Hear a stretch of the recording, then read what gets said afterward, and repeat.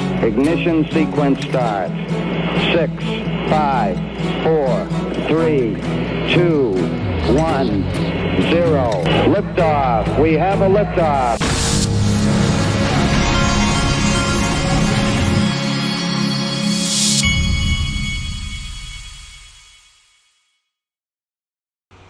Hey everybody, this is the Digital Asset Investor, and we start our Saturdays by talking about my partner Gulf of America, XRP.com. These guys are XRP real estate guys down in Panama City Beach, Florida, and they cover all the way to Pensacola. This is every Friday morning they send me, I'm on their free email list, they send me an email of oceanfront properties down there along the Gulf of America. And this is one I wanted to show you today because I grew up going to this place. It's called Pinnacle Port. It's on the west side of Panama City Beach. What people don't realize is there are many opportunities for you can get in on that beach at probably $350,000 to $400,000 and have an oceanfront condo. This is one of them. These are a little bit older condominiums, but they have the ultimate infrastructure down there, and I'm going to show you. This is a 1-bedroom, 2-bath, and it's $399,000. And this one has potential annual rental income of $40,000 to $45,000. So as you look at this, let me blow it up a little bit. So there's the beach. That's your condo looking out at the beach. I grew up swimming in that pool down there when I was a little kid. They have the main building, which is A, and then they've got B, C. I can't remember how many of them they've got down the road. You can, all of them are available. I mean, there's condos at different times available in all these. But Pinnacle Port is perfectly laid out. And you'll see that there's a pool at the main complex, and you can see the beach just beyond the pool. Then this is the second pool they have. They got shuffleboards, they got tennis courts. But what's really neat is that they've got the bay that surrounds the way that this is situated. Maybe they've got a better view here in a minute. The way this is situated, so here's the bay, and you'll see here there's a warning for gators. But I grew up, when I went to the beach when I was a kid, I would go out on this dock and I would fish all day long, or we would go crabbing down there. There's blue crabs you can catch. We would put chicken, like pieces of chicken in a little net and just it would lay on the ground, and then you'd pull it up. I never got pinched. I was always afraid of getting pinched. My brother was a windsurfer, and he would windsurf out in this bay even with the alligators. He didn't seem to care. So here's a few more shots of this particular. I guess there's not any other shots. Okay, so I wanted to show you that. And by the way, side note, there was a movie made with Pinnacle Port being the set of the movie back in 1980. The movie was called Condominium. It was about a hurricane hitting. Here's a look at it. You'll see that some of the shots of Pinnacle Port here in a second. There it is. That's from up top. That's out in the parking lot.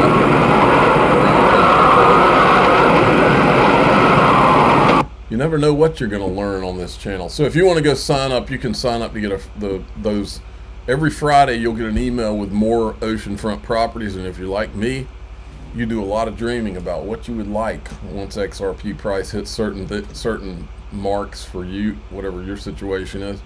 That's how I think. So I'm on this email list so that I can be aware of what's down there. If you're more interested in buying something now, you can call these guys at 850-890-8884. Go to gulfofamericaxrp.com to sign up for the free email list. The market's still in this pullback mode, but every time I look at it, I'm looking at this because this is what interests me. 3.69 trillion in this entire market. Against that backdrop, this morning Eric Trump says, let me say it again, buy the dips. Now he's talking Bitcoin and Ethereum, but that's what they're only allowed to talk about. What's more important is what Rick Edelman is saying here. Virtually every insurance company, brokerage firm, bank, hedge fund, pension fund, endowment fund, sovereign wealth fund, family office, They are all engaged in due diligence right now, studying the crypto question. Should they invest? If so, how and how much? And they're on a various part of their journey. Some of them have already reached the conclusion and they are already investing. Others are engaged in the due diligence process.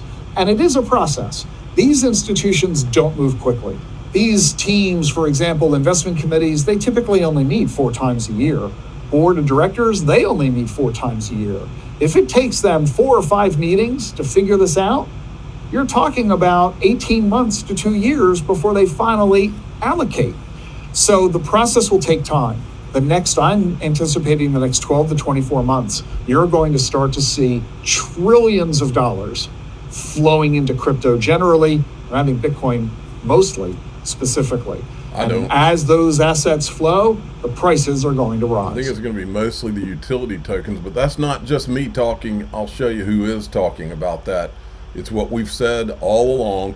But I want you to keep in mind, what he's talking about is only the investment money in crypto that's coming. And he said it's trillions in the next 12 to 24 months. But that's not even the big stuff. The big stuff is the derivatives and the tokenization of all real world assets. Here's what we're talking about there. Quadrillion. That's right. That's what I'm talking about. This is what people need to understand. I'm not talking about another trillion. I'm talking about quadrillions. And when you tokenize real world assets, that brings them into the crypto market, period. They are crypto then. Quadrillions. Now, this is Charles Hoskinson talking about the Clarity Act. He's calling for September. Clarity Act coming in, and it'll be done probably by September, give or take. Clarity Act coming in, and it'll be done probably by September, give or take. September. Now, this might be more important than everything I've shown you so far. This is the CME group. They tweeted this out. Ether, Solana, XRP are surging, and our chief economist has the story. Now, folks, this is the freaking CME group. Now, I want you to see what they said. For ETH and SOL, there's no limit to coin supply. Now, after you read this, which one do you pick? It's an easy pick. While for XRP, 100 billion tokens were pre-mined, of which 38 billion are still held in escrow and up to 12 billion available for release each year. This gives Ethereum, Solana, XRP Legend much lower trading costs than the Bitcoin blockchain. And they can process transactions much more quickly at 1 to 5 minutes for Ethereum, 5 seconds for Solana, 4 seconds for XRPL. That makes processing transactions 400 to 500 times faster than Bitcoin, and perhaps 30 to 40 times faster than ETH. The high and variable cost of transacting on the Bitcoin blockchain might explain why Bitcoin prices are not rising as fast as they once were. People are figuring it out. It now takes over 100 trillion calculations to create a new Bitcoin as a result of Bitcoin's energy-intensive proof of work, coin creation, and trade validation system. And perhaps because of the slow pace of trade validation, only 7 transactions per second, 10 to 60 minute wait for confirmation. The number of transactions per day hasn't risen much since 2016. Basically, listen to this. Basically, the Bitcoin blockchain is operating at capacity. In the early days of Bitcoin, when the number of transactions per day was rising exponentially, Bitcoin rose exponentially as well. Since early 2017, the number of trades per day has been stagnant, indicating that Bitcoin's user base may have stopped growing as well. And listen to this. What is clear is that as the crypto world matures and formal legal frameworks are beginning to form governing the crypto space, there's a potential for diversification away from Bitcoin and towards crypto assets like ETH, SOL, XRP that may have more explicit use cases than Bitcoin. No, that's stated wrong. Towards crypto assets like ETH, SOL, and XRP that have utility where Bitcoin has none.